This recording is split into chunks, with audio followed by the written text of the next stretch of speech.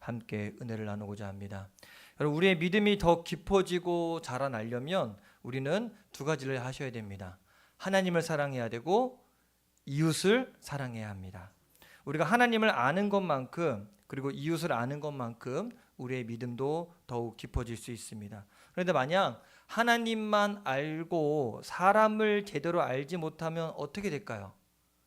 그 사람은 율법주의자가 됩니다. 그래서 하나님의 뜻만 강조하다 보면 사람들에게 너무 무리한 것을 요구할 수 있습니다.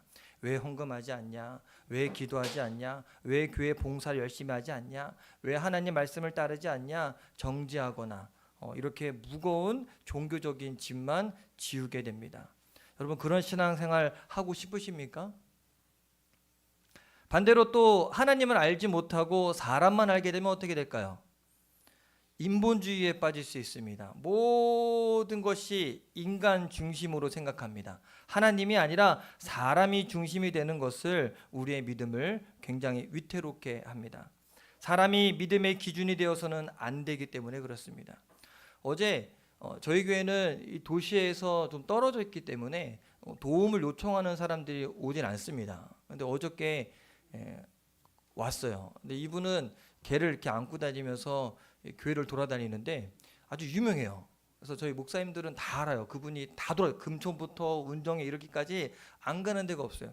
근데 그분이 왔는데 인상착의가 딱 그분이라서 제가 이제 여러 얘기를 했는데 이분이 하는 얘기가 뭐냐면 그냥 좀 도와주세요. 그러면 제가 도와줄 요량이 좀 있었거든요. 많이는 아니지만. 근데 이분 하는 얘기 뭐냐면 하나님이 자기를 이 교회에 보내셨다는 거예요. 그래서 합리화시킵니다. 하나님의 뜻이 자기에게 이롭게. 그래서 교회를 통해서 하나님이 자기를 7년 동안 먹이셨다는 거예요. 그래서 제가 그랬어요. 댁이 어디시냐? 왜 자꾸 집을 물어보네요. 신앙생활을 하고 있냐? 그랬더니 자기 이렇게 하는 게 신앙생활이래요.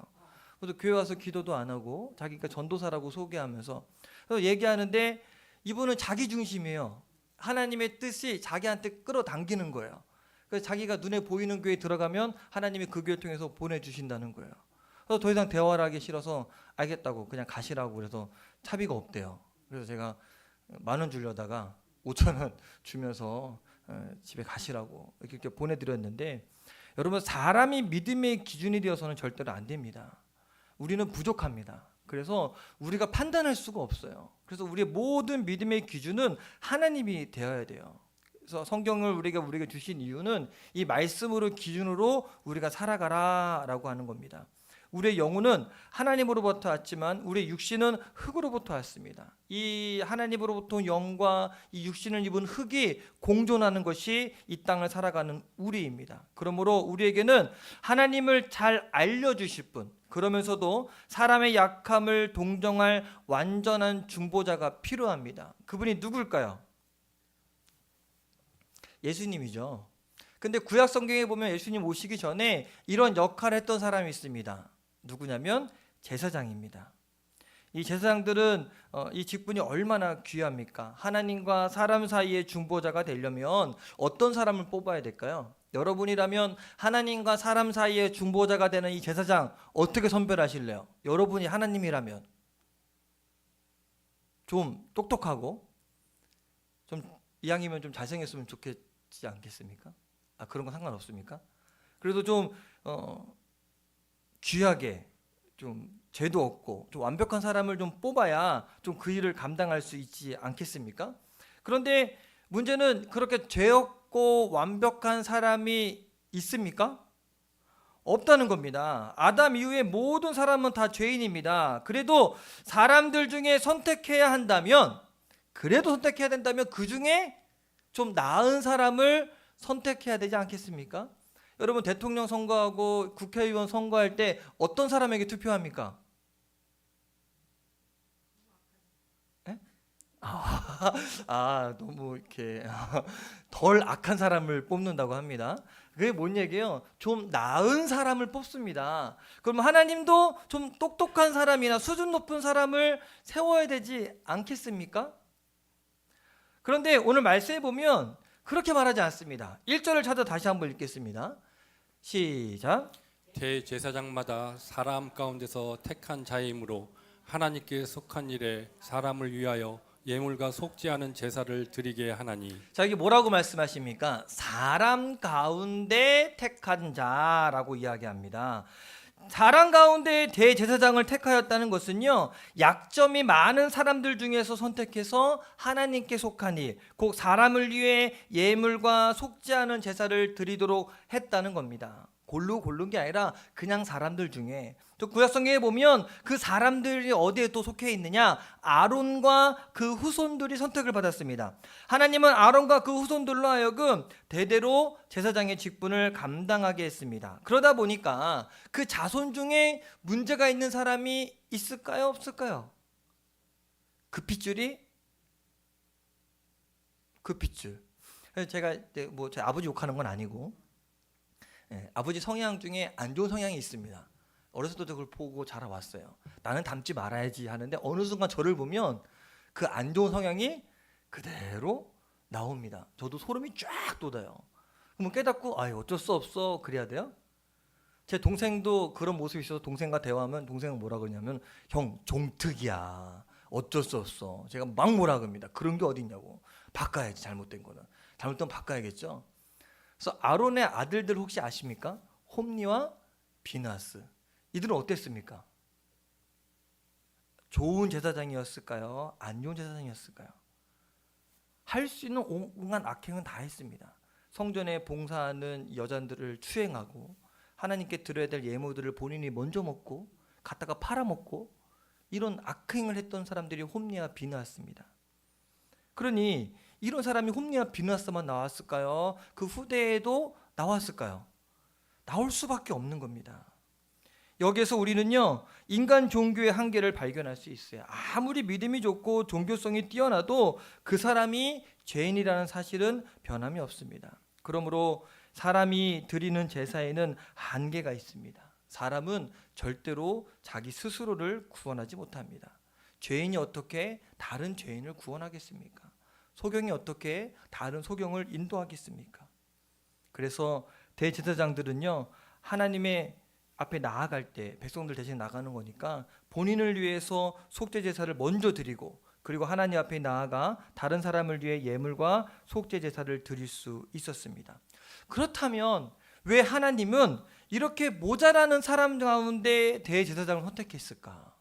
이왕이면 좀 잘난 사람, 똑똑한 사람 중에 택하면 더 낫지 않겠습니까? 적어도 그러려면 이 시대에 또 마찬가지죠. 적어도 목사라고 한다면 좀 더 이 완벽한 사람이 목사가 되어야 되지 않겠습니까?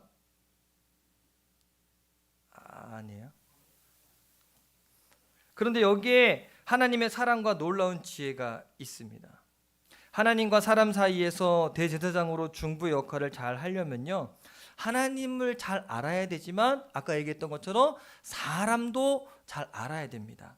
또 사람들이 쉽게 다가갈 수 있는 존재여야 됩니다. 그래서 오늘 2절 3절에 이렇게 말합니다. 같이 한번 읽어볼까요? 시작. 그가 무식하고 미혹된 자를 능히 용납할 수 있는 것은 자기도 연약에 휩싸여 있음이라. 그러므로 백성을 위하여 속죄제를 드림과 같이 또한 자신을 위하여도 드리는 것이 마땅하니라. 자, 여기서 우리가 이 무슨 말이냐면요, 무식하고 미혹에 가능한 사람, 그러니까 좀 모자라는 사람들이지만 이들에게는 한 가지 장점이 있었다는 겁니다. 그 자신들도 연약한 인간성을 지녔기 때문에 미혹된 죄인들을 잘 용납할 수 있었다는 거예요. 나도 죄인이기 때문에 그 사람을 이해해주고 같이 하나님께로 이끌어 나갈 수 있는 중보자 역할을 할 수가 있는 거예요. 그래서 죄인들이 아무런 두려움 없이 제사장 앞에 나아가서 마치 친구에게 말하는 것처럼 자신들의 고통과 슬픔을 말할 수 있었던 것입니다. 만약 대제사장이 아주 수준이 높은 사람이라면 죄 지은 자가 왔을 때 자기가 판단하고 그 사람을 정죄하기 시작한다면 어떻게 그가 중보자의 역할을 제대로 감당할 수 있었습니까? 근데 저는 이 말씀을 묵상하면서 얼마나 많은 위로를 받았는지 몰라요. 저는 목사이지 않습니까? 근데 저도 사실 저와 여러분은 똑같은 죄인입니다. 이렇게 앞에서 설교를 하고 있지만 그런데 알고 보면 다 똑같습니다. 근데 저는 어렸을 때 저희 교회 모교 목사님이 좀 이렇게 권위적이고 좀 이런 분이기 때문에 목사님께 다가가는 게 너무 어려웠어요. 그래서 기도 부탁을 하거나 고민 상담을 절대 할 수가 없었어요. 그렇게 큰 분으로 느껴졌거든요. 그래서 저는 그게 너무 싫었어요. 어렸을 때부터. 그래서 나중에 제가 신학교하고 목사가 됐을 때 다짐한 게 있습니다. 어려운 목사가 되지 말아야지. 왜 나도 부족한데. 여러분과 저는 제가 얘기하자면 똑같다는 거예요. 똑같이 같이 자라가는 거거든요. 그래서 제가 여러분에게 안 어렵잖아요. 어렵습니까? 안 어렵죠. 예. 똑같아요. 제가 여러분들을 위해서 기도합니다. 기도 제목을 놔두고 같이 기도하면 여러분의 기도 제목이 저의 기도 제목과 비슷한 경우 많이 있습니다. 저도 허리 아프고요. 기침이 한 달째 안 먹고요. 자꾸 아파요. 그러면 어떨까요? 아, 이거 집사님도 아프시구나. 제가 농사도 조금 해봤잖아요. 그래서 얼마나 힘든 건 줄 알아요. 그러니까 아, 이분들이 힘드시구나. 같이 제가 눈물로 기도할 수 있고 그래서 조금이나마 공감할 수 있습니다. 특히 7절 말씀을 완전 제 마음에 와닿았습니다. 같이 한번 읽어볼까요? 시작. 그는 육체에 계실 때 자기를 죽음에서 능히 구원하실 이에게 심한 통곡과 눈물로 간구와 소원을 올렸고 그의 경건하심으로 말미암아 들으심을 얻었느니라. 여기에 보니까 예수님에 대해서 이야기하는데 육체로 계실 때 심한 통곡과 눈물로 하늘 아버지께 간구와 소원을 올리셨다라고 이야기합니다. 성경에 보면 예수님께서 여러 번 우셨던 기록이 있습니다. 하나님의 아들 예수님이 이 땅에서 많이 우셨어요.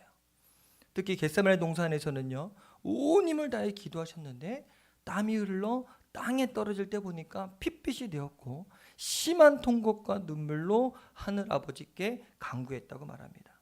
심한 통곡은요, 그 마음이 갈갈이 찢겨진 상태에서 절규하는 고통을 의미하고, 눈물은 내적인 슬픔을 나타냅니다. 왜 예수님이 그토록 심한 통곡과 눈물로 기도해야 될까? 우리의 죄를 다 담당하셨고 십자가를 지는 것이 너무나 고통스럽고 비참한 것임을 알고 두려워했고 갈등했기 때문에 그렇습니다. 여러분, 이 말씀이 왜 저에게 와닿았냐면 여러분에도 와닿을 수 있게 되길 바라요. 이 당시 이 히브리서를 읽는 이 유대인들은요, 이 당시 박해를 받고 통곡을 여러 가지 어려움 때문에 심한 통곡도 하고 눈물을 흘렸어요. 근데 하나님의 아들 예수님도 심한 통곡을 하고 눈물을 흘렸다는 말을 읽으면서 그들도 똑같이 마음 가운데 위로를 얻은 거예요. 예수님의 눈물은요, 우리 안에 있는 두려움과 갈등, 분노와 미움을 사라지게 만듭니다. 여러분, 예수님도 눈물을 흘리셨습니다. 여러분도 남몰래 흘리시는 눈물이 많았죠. 마음에 이런 예수님처럼 통곡과 눈물을 흘렸을 때 우리 주님 바라보시게 되기 바랍니다. 그러면 우리 가운데 주님께서 위로를 허락해 주실 겁니다.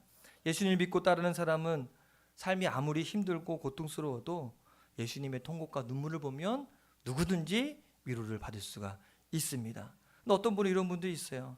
에이구, 목사님, 그래도 난 저 사람은 도저히 못 참아요. 어떻게 저 사람이 나한테 그랬는데 어떻게 이럴 수 있어요? 미워 죽겠어요 라고 분노합니다. 근데 여러분 한번 생각해 보세요. 우리는 잠깐 동안 참기 어려워서 도저히 못 참겠어요 라고 말하지만 우리 하나님은 저와 여러분에 대해서 얼마나 오래 참고 계십니까? 40년, 50년 참고 기다려주지 않았습니까? 하나님은 매일 죄에 대해 분노하지만 그 분노를 사람에게 다 쏟아버리지 않으시고 계속 참으세요. 계속 참으세요. 또 참으세요. 왜 하나님이 이렇게 참고 계십니까? 그것은 십자가에 달린 예수 그리스도께서 영원한 대제사장으로 하나님 보좌 우편에서 지금도 이 세상을 위해, 저와 여러분을 위해 눈물로 중보하고 계시기 때문에 그렇습니다. 제가 전에 얘기했잖아요. 만약에 하나님이 우리 잘못할 때마다 회초리를 들어서 우리 혼내신다면 여러분 살 수 있습니까? 얼마나 많은 사람을 마음으로 미워합니까? 입으로 얼마나 많은 죄악을 저지릅니까? 생각으로 얼마나 많은 음탕한 생각을 합니까? 그런데 그때마다 하나님이 우리에게 회초리를 친다면 우리는 결코 이 땅을 살아갈 수가 없을 것입니다. 근데 그때마다 말할 수 없는 탄식으로 우리를 위해 중보하시는 분, 우리 예수님이 계시기 때문에 하나님은 참고 또 참고 계시는 거예요. 그러니 우리도 다른 사람에 대해서 참을 수 있지 않겠습니까? 그럼 이제부터 저 여러분 물어보겠습니다. 화내실래요? 참으실래요? 대답 안 하시네. 화내실래요? 참으실래요? 제가 답을 줄게요. 참읍시다. 참읍시다. 내가 화낼 일이 있어도 참으세요. 누굴 바라보고? 예수 그리스도를 바라보면서. 또 예수님은요, 오늘 말씀해 보니까 구약의 아론 대제사장보다 훨씬 더 우월하신 분이라는 것을 알 수 있습니다. 왜냐하면 오늘 말씀에 예수님은 멜기세덱의 반차를 따르는 제사장이다라고 이야기를 합니다. 6절 한번 읽어볼까요? 같이 한번 읽을게요. 시작. 또한 이와 같이 다른 데서 말씀하시되 내가 영원히 멜기세덱의 반차를 따르는 제사장이라 하셨으니. 이 말씀은요, 히브리서 저자가 시편 110편 4절 말씀을 인용한 거거든요. 110편 4절에 뭐라고 말씀했냐면 이렇게 이야기합니다. 같이 한번 읽어볼까요? 시작. 여호와는 맹세하고 변하지 아니하시리라. 이르시기를 너는 멜기세덱의 서열을 따라 영원한 제사장이라 하셨도다. 자, 10절에도 또 동일하게 멜기세덱의 반차를 따르는 대제사장이라 칭을 받았다라고 말하고 있습니다.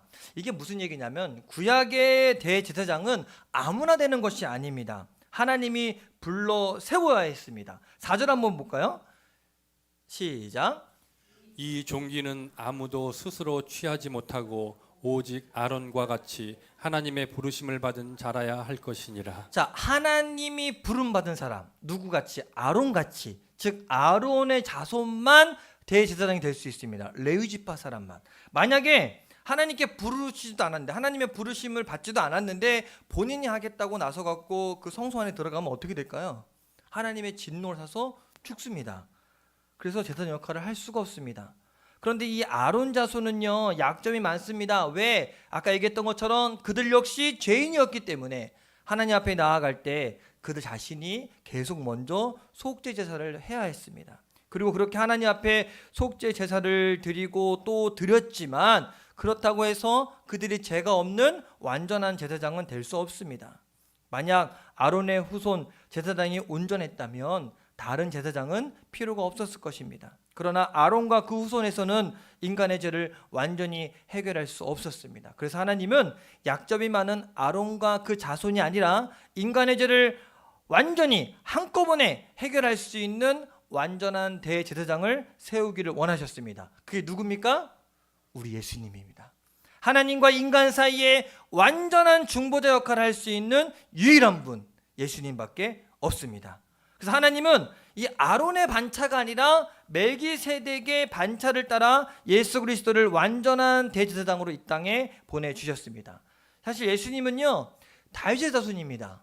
다윗의 자손, 다윗은 어느 지파 사람이냐면 유다 지파 사람입니다. 그렇다면 유다 지파 자손으로 예수님이 나셨는데 그 예수님은 레위 지파가 아니기 때문에 제사장이 될 수가 없죠. 구약에 따르면 절대 될 수가 없습니다. 그래서 하나님은요, 여기에 기가 막힌 방법을 만드셨습니다. 아론이 아니라 멜기세덱의 반차를 따라 영원한 대제사장이 되었다라고 이야기해요.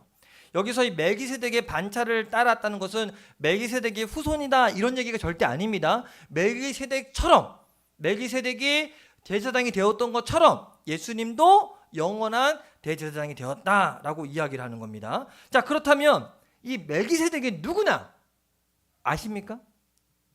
성경을 여러 번 읽으시면 아실 텐데. 자, 이 자세한 설명이 히브리서 7장에 나옵니다. 이건 꼭 읽어봐야 되거든요. 7장 1절부터 3절까지 좀 길지만 한번 읽어보겠습니다. 같이 읽겠습니다. 시작. 이 멜기세덱은 살렘 왕이요 지극히 높으신 하나님의 제사장이라. 여러 왕을 쳐서 죽이고 돌아오는 아브라함을 만나 복을 빈 자라. 아브라함이 모든 것의 10분의 1을 그에게 나누어 주니라. 그 이름을 해석하면 먼저는 의의 왕이요 그 다음은 살렘 왕이니 곧 평강의 왕이요 아버지도 없고 어머니도 없고 족보도 없고 시작한 날도 없고 생명의 끝도 없어 하나님의 아들과 닮아서 항상 제사장으로 있느니라. 자, 멜기세덱이 누구라고요? 예루살렘의 왕이었습니다. 그리고 지극히 높은 하나님의 제사장이었어요. 창세기 14장에 보면 멜기세덱은 이 전쟁에서 이기고 돌아오던 아브라함을 축복했습니다. 그래서 아브라함은 이 노력한 모든 재물 중에 10분의 1을 이 제사장에게 멜기세덱에게 주었습니다. 이 특별한 것은요, 멜기세덱의 부모님이 성경에 나오지 않습니다. 족보도 나오지 않습니다. 언제 태어났는지 언제 죽었는지 모릅니다. 근데 재밌는 건 뭐냐면 분명한 한 가지 사실은 그가 항상 제사장이었다는 겁니다. 히브리서는요, 이 멜기세덱의 이야기를 꺼내면서 예수님이 멜기세덱과 비슷하다. 마치 멜기세덱이 시작도 끝도 없이 항상 제사장이었던 것처럼 예수 그리스도는 영원한 대제사장이시다. 과거만이 아니라 지금 그리고 항상 대제사장이다라고 이야기하고 있는 겁니다. 그러므로 예수님은 멜기세덱처럼 영원한 대제사장이십니다. 지금도 우리의 모든 죄를 짊어지시고 하나님과 우리 사이에 중보자가 되어주신 분, 그 영원한 대제사장이 바로 우리 예수님이 되신다는 겁니다. 또 마지막으로 우리 오늘 말씀에서 예수님께서 순종함으로 영원한 구원의 근원이 되셨다는 것을 알아야 됩니다. 8절 한번 읽겠습니다. 8절 9절 시작. 그가 아들이시면서도 받으신 고난으로 순종함을 배워서 온전하게 되셨은즉 자기에게 순종하는 모든 자에게 영원한 구원의 근원이 되시고. 자, 예수님은 하나님의 아들이십니다. 그리고 완전하신 분입니다. 그런데 예수님께서는요, 고난을 통해 순종함을 배워서 온전하게 되었다라고 오늘 말씀에 이야기합니다. 자, 우선 예수님께서 이 순종을 배웠다는 것은요, 마태복음 26장에서 확인할 수 있는데, 거기에 보면 예수님은 십자가의 죽음을 앞에 두고 겟세마네 동산에서 힘을 다해 기도하셨습니다. 이때 주님은 3번 기도하셨다고 성경에 말합니다. 그런데 이 3번이 뭐 한 번, 두 번, 3번이 아니라 간절하게 기도하고 잠시 일어났다가 했던 걸 3번을 이야기를 하는데, 처음 기도하셨을 때 예수님이 이렇게 기도하십니다. 한번 읽어봅시다. 39절 시작. 조금 나아가서 얼굴을 땅에 대시고 엎드려 기도하여 이르시되 내 아버지여, 만일 할만 하시거든 이 잔을 내게서 지나가게 하옵소서. 그러나 나의 원대로 마시옵고 아버지의 원대로 하옵소서 하시고. 자, 처음 기도거든요. 처음 기도는 뭡니까? 이 잔을 내게서 지나가게 하옵소서. 이 고난을 안 할 수 있으면 안 하게 해주세요라는 기도를 드립니다. 그리고 제자들을 잠깐 보러 왔더니 꾸벅꾸벅 졸고 있으니까 뭐라고 이야기해요? 너는 잠시도 깨어서 기도할 수 없느냐라고 이제 책망하시고, 그리고 다시 두 번째 기도를 하십니다. 두 번째 42절입니다. 시작. 다시 두 번째 나아가 기도하여 이르시되 내 아버지여, 만일 내가 마시지 않고는 이 잔이 내게서 지나갈 수 없거든 아버지의 원대로 되기를 원하나이다 하시고. 자, 이게 첫 번째 기도, 두 번째, 세 번째 기도도 똑같이 이렇게 기도하시거든요. 이 기도의 차이점은 뭐냐면, 첫 번째는 만일 할만하시거든 이라고 말씀하셨다가 두 번째, 세 번째 하시면서 아버지 뜻을 확인하고 그대로 순종하겠습니다. 제가 하겠습니다. 아버지의 뜻대로 하십시오라고 순종을 하는 모습을 그대로 보여주십니다.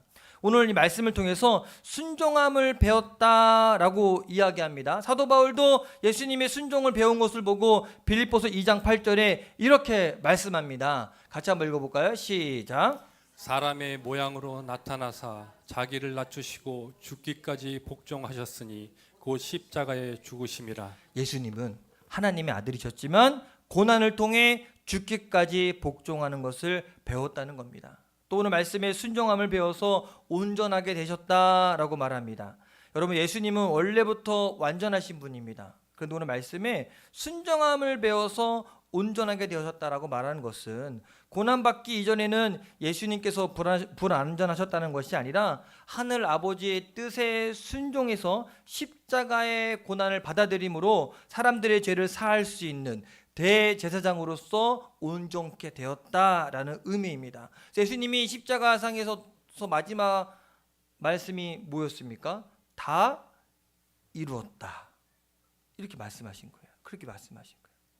그렇기 때문에 이제는 모든 사람들은 십자가에 달린 예수님을 통해 죄사함을 받을 수 있게 되었습니다. 하나님과 화평을 이루게 되었습니다. 이것은 오늘 말씀에 영원한 구원의 근원이 되셨다라고 설명합니다. 천천히 따라해 볼까요? 영원한 구원의 근원. 우리가 구원받을 수 있는 근원이 어디에 있습니까? 예수 그리스도 안에 있습니다. 그렇게 되신 거예요. 이제부터 누구든지 예수 그리스도를 믿게 되면 그분의 이름으로 구원을 얻게 되고 또 예수 그리스도에게 순종하는 모든 자에게 주시는 그분의 구원 역시 영원합니다. 그런데 여러분, 예수님 외에 또 다른 구원이 있을 수 있을까요? 다른 방법이 있을 수 있을까요? 다른 영원한 구원의 근원이 될 수 있을까요? 오늘 신천지에서 대구에 10만 명이 모인대요. 스타디움에 수료식을 한다고. 그 수료식이 뭐냐면 이 성역 공부방에서 6개월 동안 공부하고 나면 너네들은 하나님의 인치심을 받아서 14만 4천 명 중에 하나가 되었어 라고 해서 수료식을 거창하게 합니다. 그게 구원의 증거라고 이야기해요. 맞습니까? 이게 올바른 가르침입니까? 근데 사람들은 내가 뭔가를 해서 하려고 해요. 그래서 뭔가를 열심히 해서 그 대가를 얻으려고 합니다. 그래서 내가 성취감을 느껴요. 근데 구원은 그렇지 않아요. 우리는 예수 그리스도를 믿기만 하면 구원을 얻습니다. 천하 만물 다른 이름 한번 볼까요? 사도행전 4장 12절에 같이 한번 읽어볼게요. 베드로가 이렇게 이야기합니다. 시작. 다른 이로서는 구원을 받을 수 없나니 천하 사람 중에 구원을 받을 만한 다른 이름을 우리에게 주신 일이 없음이라 하였더라. 여러분, 그래서 분명한 것은 뭐냐면 어느 누가 뭐라고 해도 예수님 외에는 구원이 없습니다. 절대로 없습니다. 성경 100번 읽어도요, 예수님 믿지 않으면 그 사람 구원받을 수 없습니다. 성경을 다다다다 외워도 예수 그리스도를 믿지 않으면 그 사람 구원은 없습니다. 유대인들이 성경 얼마나 많이 아는지 몰라요.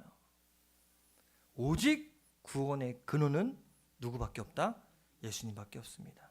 자, 그렇다면 우리가 할 일은 분명합니다. 뭐 하면 됩니까? 영원한 대제사장이신 예수님을 바라보고 그분을 따라가면 됩니다. 여러분, 영원한 대제사장이신 예수님, 항상 대제사장이신 그 예수님, 현재 무엇을 하고 계실까? 우리를 위해 중보하고 계시고 지금 우리와 함께 계십니다. 그래서 바울이 이렇게 이야기해요. 로마서 8장, 제가 참 좋아하는 말씀인데 로마서 8장 34절 시작. 누가 정죄하리요 죽으실 뿐 아니라 다시 살아나신 이는 그리스도 예수시니 그는 하나님 우편에 계신 자요 우리를 위하여 간구하시는 자시니라. 누가 우리를 그리스도의 사랑에서 끊으리요 환난이나 공고나 박해나 기근이나 적시나 위험이나 발이라. 할렐루야. 그러므로 우리가 어떤 상황에 있다 하더라도 혹시 힘들고 고난을 당하고 있다고 하더라도 우리 영원한 대제사장 되시는 예수님, 항상 살아계셔서 우리를 위해 중보하고 있는 그 예수님 바라봐야 합니다. 우리 티다 성도님이 젊어요. 27이죠. 8 됐네요. 애가 둘입니다. 그죠? 셋입니다. 셋. 제인이까지. 셋인데 여러분 생각에 이 젊은 엄마가 보면은 어때요? 잘할 것 같아요? 못할 것 같아요? 뭘 잘할 것 같아? 다 들었는데 우리 박고사님 맨날 걱정해. 아우 어떡해 힘들어서 어떡해 하면서 이제 기도하시는데 우리가 어른들이 봤을 때 젊은 엄마가 아이를 키우는 모습 보면 어때요? 아유 잘할 수 있어 라고 걱정도 되고 염려됩니다. 그런데 여러분 그거 아십니까? 잘 감당합니다. 너무나 잘합니다. 아이가 울면 아이를 잘 달랩니다. 누구한테 배우지 않아도 얼마나 잘하는지 몰라요. 어떻게 이렇게 가능하게 만듭니까? 아이에 대한 사랑이 그렇게 만드는 겁니다. 여러분 또 우리 중에도 그런 분 계신지 모르겠지만 일찍 남편을 여의고 엄마 혼자서 자녀들을 키우는 엄마들이 있습니다. 어떻습니까? 감당해냅니다. 그리고 잘 키워냅니다. 근데 어떻게 그게 가능해요? 마찬가지로 그 아이에 대한 사랑 때문에. 그래서 물어보면 그래요. 나는 얘만 바라보고 살았어 라고 이야기합니다. 자, 그렇다면 자녀에 대한 사랑이 그렇게 감당할 수 있게 한다면, 우리가 예수님에 대한 사랑으로 우리 안에 꽉 찬다면 이 어려운 거, 힘든 거 감당할 수 있지 않겠습니까? 부모도 나 쟤 때문에 살았어라고 얘기한다면 우리도 예수님 때문에 살아갈 수 있지 않겠습니까? 저와 여러분, 영원한 대제사장이시고 영원한 구원의 근원 되시는 예수님 바라보고, 또 그분의 눈에서 흘리는 눈물을 바라보고, 그 안에서 외치시는 그 통곡을 바라본다면 우리가 이 삶을 살아갈 수가 있습니다. 절대 우리는 세상 유혹에 휘둘리지 않을 것입니다. 주님은 지금도 자신의 피로 저와 여러분의 죄를 씻어주시고 성령으로 우리 안에 오셔서 세상을 이길 거룩한 능력을 부어 주셨습니다. 그러므로 우리는 더욱 예수님을 붙드십시다. 그리고 눈물을 흘리시는 그 예수님의 눈을 바라봅시다. 가슴 찢어지는 통곡하시는 그 예수님을 바라봅시다. 결코 우리는 세상에 견눈질할 수 없습니다. 왜? 그분에 대한 뜨거운 사랑을 느끼기 때문에. 여러분, 예수님처럼 순종함을 배워서 온전한 예수님의 사람들이 되기를 주님의 이름으로 간절히 축원합니다. 주님만 바라봅시다. 영원한 구원의 근원 되시는 그 주님 바라봄으로 우리가 이 땅을 노끈히 세상을 이기는 믿음의 자녀가 되기를 주님의 이름으로 간절히 축원합니다. 우리 같이